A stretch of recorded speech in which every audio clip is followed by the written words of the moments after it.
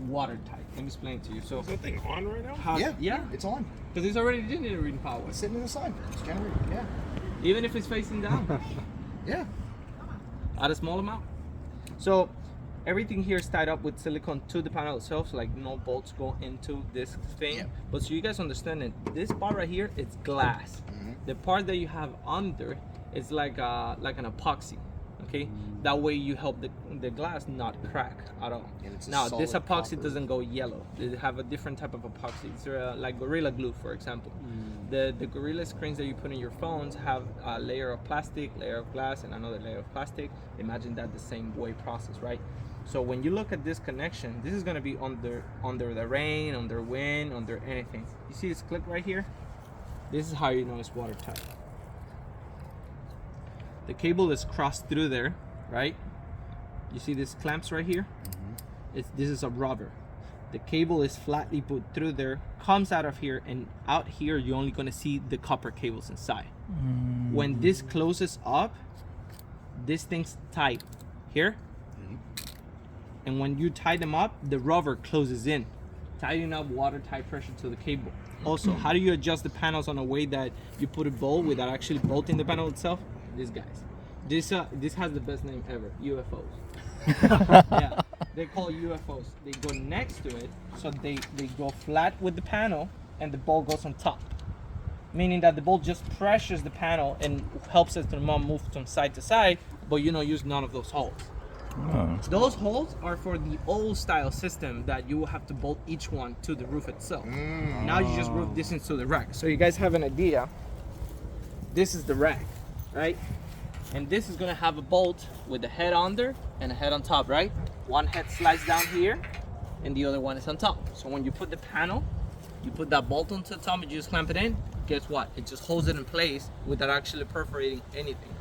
So everything is pressure mount basically to itself, structure As speaking. non-invasive as possible. Exactly. As non-invasive is when we get this type of anchor.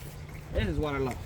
This is how we know it's seated tight. So you look at an anchor like this, it has rubber in the bottom, right? And then it has a specific weird hole right here. You're like, Sam, that's not where the bolt goes. The bolts go here, correct? Whenever we put this system like this is where you put the silicone gun to make sure everything around is spread. And it goes directly aiming at the bolt itself. So when you put the silicone here, guess what? The bolt will hog the silicone and dive it in inside the roof. That way you know even the bolt and the silicone are put in properly. And this would hold the panels itself. So the way this works on a rack, for example, there you go, this slide right here on the side, this goes like this. And since it has these lines right here, it will help them to not move side to side. If it will be flat, you can have some movement and stuff. Since it's like lined properly, once you lock in, It's ribbed. huh? It's ribbed. It's ribbed on purpose. That way you don't even slightly move with anything. And what category hurricane this is designed? 4. Up to 4. 4 and up. Yeah, Okay. anchor points with anything on Sun Power is gonna be 4 and up. Okay. Let's see, what's this thing right here? I'll put this thing for the guys right in the back. And if you had any questions about how big the bolt for the truss is, this is what our carrier going for. He's gonna help you. So even if we still have the silicone, we still have a rubber gasket under it. Okay. This is how we make it leak proof. Like this is exactly how we actually can let the customer know, hey, we warranty you that it's not gonna leak whatsoever. And that goes strictly into the truss itself. Into the truss itself, right? Right. Now, the way we do it is like you pick up the screw first, you put a line of silicone right here, and then you just present it, right? Then you spray the entire silicone in here once it's bolted, and then you bolt it in, right? That's gonna suck all the silicone from this pocket, and it's gonna put it in there. These ones work extremely well with metal roofs because metal roofs are flat. This one would accustom to shingle too based on the pressure, correct? That's why you have a little gap. When you put it on the shingle, you're not supposed to see the orange. That's what the inspectors look for. Okay. If they see an orange line, that means that it's not tight enough. Okay. Yeah, this disappears once you pressure that, okay? And that's one of the ways that you can understand with that. And this is one of the UFO bolts. Okay. This is how we hold the system. So like we're not talking about a small kind of bolts at all. This is a bolt designed for more than 100 pounds each Right. per squares, and each panel weighs around like 40 max with the inverter and everything. So you guys have an idea. David, pick it up with me. Right in there. Not heavy at all. Huh.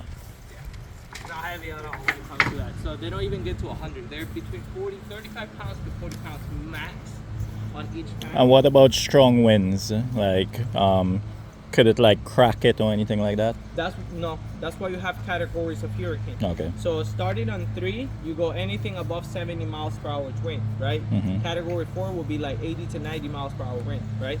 Meaning that this can sustain an 80 miles per hour wind or more, right? It depends on the systems themselves. Like the ones that we had in Marco Islands stayed just right there. They were perfectly fine. Now, if the structure of the home is the one in compromise, that's a completely different deal. Right. Okay. Cabling systems that we use is a double 200 amp. So you guys have an idea. This is how it looks. This is how we put them under the pipings, the metal covered pipings and stuff like that. And I would love to show you the name face on a second. So come around. You barely out fucking 19, boy. That one is the one that goes next to the meter, basically. Yeah. See these 3 seals right here? So that's why you keep them water. So explain what does the end phase do?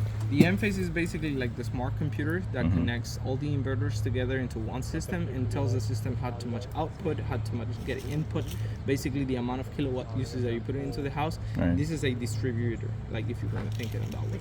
So basically this redirects the electricity coming from there, translates this into the house and stuff like that. Also converts electricity coming from the city itself actually into the house. At nighttime, this inverter basically will tell the system, hey, don't use the energy from the panels, you have to use the energy from the city now. That way you create a balance offset. Now, this is also what let us know if there's anything wrong with the system. This is gonna have, you see how it has, cables, got LAN cables, got you USB got an internet cables. cables right here in USB. We have Right. a USB plug that actually is like a small hardware, and that will give us everything when it comes to programmation and stuff. Like we don't even have to code it with the computer. It comes already packed. So we plug it in here. We input the data and the information into the system, right? And then through the internet and stuff, let's say one panel goes off, we will find out right away. This thing will turn red, one of the lights, telling you, hey, module 1 has a mistake. Module 2 has a mistake or stuff like that. And this is just to prevent.